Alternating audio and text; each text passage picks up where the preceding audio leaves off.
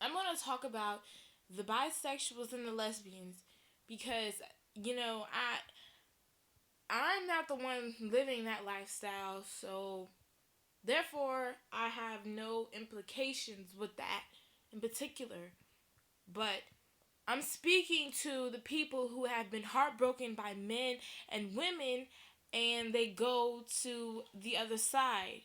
Well, I want to let you know the other side, being gay or bisexual, they can break your heart just like being straight. So, and you know, I want to say this: the media is condoning this homosexuality. They're telling you it's okay to be that way.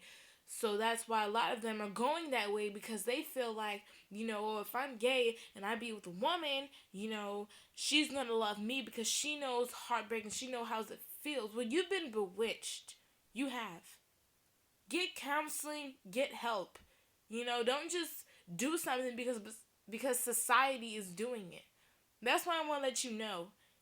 Don't just go gay or be bi because society is doing it. Make your own decisions because you're going to confuse the children.